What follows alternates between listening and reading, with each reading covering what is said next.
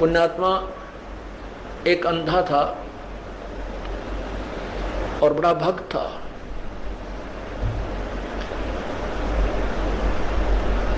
बड़ी साधना करा करता था। एक बार उसको दस्त लग गए, पेचिस लग गए, उसको लूज मोशन हो गए। और लूज मोशन इतने हो गए, उम्र भी उसकी अच्छी हो गई थी, 60-70 के आसपास। इतने लूज मोशन हो गए कि वो समझ गया ना कोई दवाई काम करे। तो उसको पता लग गया कि अब तेरा जाने का टाइम आ गया है, अब नहीं रह पाएगा। इस दृष्टिकोण से उसने सोचा यहाँ क्यों दुखी करा, कोई एक आधा व्यक्ति टूटा फूटा हुआ है, यो कपड़े धोने में लग गया रहा है। तो उसने सोचा कि जंगल में जाकर के इस शरीर को त्याग दूंगा, वहीं मर जाऊंगा, 1-2 दिन में भूखा प्यासा, दस्त लगी रहे हैं, खत्म हो जाऊंगा, और वहां इस 100 को कोई पशु पक्षी खा पी लेंगे, उसको उनका उद्धार हो जाएगा। इस दृष्टिकोण से वो महात्मा जंगल में बहुत गहरा चला गया, बहुत गहरा, और मेन रास्ते से भी हटकर जानबूझकर ऐसे सर्प तरफ निकल गया, नूला ठीक है लालू का कुत्ती जंगल के बीच में, वहां कहीं आसपास कुछ भी को ना, वहां जाकर बैठ गया। अब वो बैठा था, थोड़ी सी देर हुई थी, इतने में एक बालक आया 5-7 साल का, वर्ष का। उसने कोई आधा घंटा होया होगा बैठे ने। वो कहने लगा, बाबा आपको लगता है आप बीमार हो? कहाँ भाई बीमार हूँ बेटा। आप कहाँ से आ गए? यहाँ बच्चे को बोला, बोला यहाँ हमारा मकान है, यहाँ हमारी आश्रम है, हमारा घर है यहाँ पर थोड़ी सी दूरी पे। और बाबा ले ये खिचड़ी खा ले, आपको दस्त लगे हैं, मेरी माँ ने बना के दी है, रोटी खा, अब खिचड़ी खा ले। वो बोला, ओ बेटा ला, भूख लगी है। अब बाबा उस सूरदास ने वो खाना खा लिया, खिचड़ी खा ली। वो खिचड़ी खाते ना दस्त रहे और पेट भी भर गया। तो उसने शुक्र मनाया, परमात्मा बड़ी दया करी आपने, है ये परमात्मा आप यहाँ भी साथ है। देख कितना छोटा आदमी को यहीं पर आपके बच्चों ने मेरी सेवा कर दी। ये सोच के अग भाई चल भगवान की है रजा है, और जीवन देंगे तो इसका भजन करेंगे, ठाओगे तो चल इसके लोक में जाओगे, हमारे दोनों हाथों में लड्डू हैं। तो इतने में कुछ देर में वहां उस लीला परमात्मा की ये भेड़ बकरियां वाले आ गए, और उनकी एक भेड़ बकरी की तरह लगी। उसने ढूंढते ढूंढते उस घोर जंगल में पहुंच गए।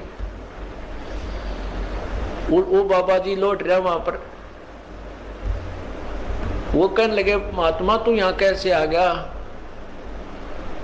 वो बोला, भाई आ गया, मैं ऐसे ऐसे बीमार था, और यहाँ एक भगवान आत्मा का घर है, उसने मेरा नहीं की ऐसी दया करी, कोई खिचड़ी सी बना कर दी, मैं ठीक हो गया, मेरे दस्त लाग रहे थे।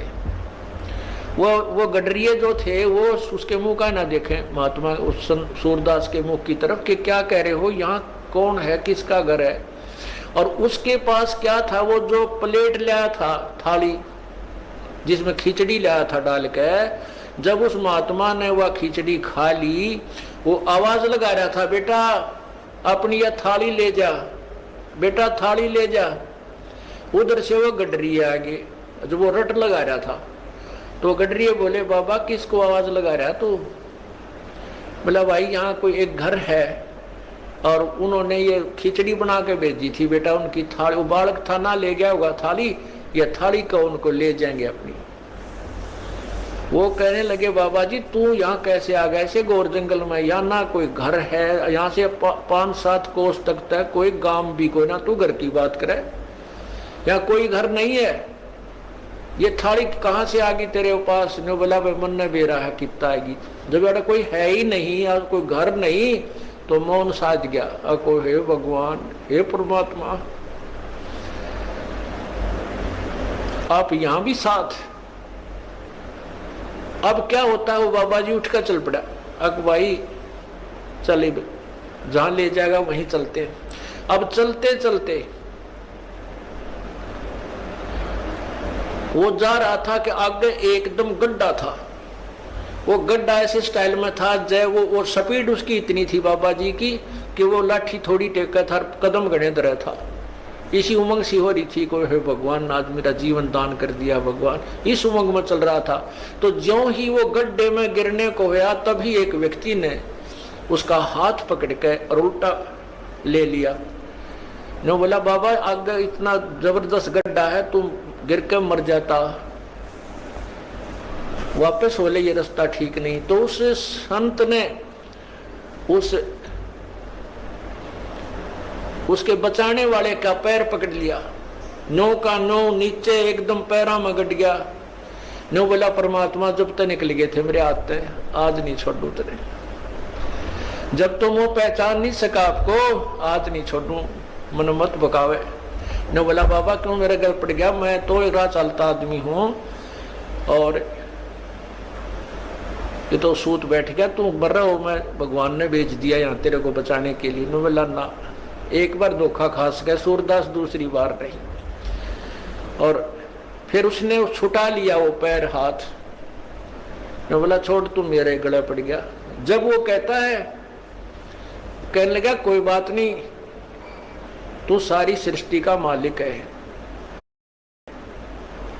और मैं बोधा जी तेरा मेरा के मुकाबला है कि मैं तुझे पकड़ सकूं, लेकिन सूरदास के दिल ते निकल जा जब देखूं कि सा बलवान तू।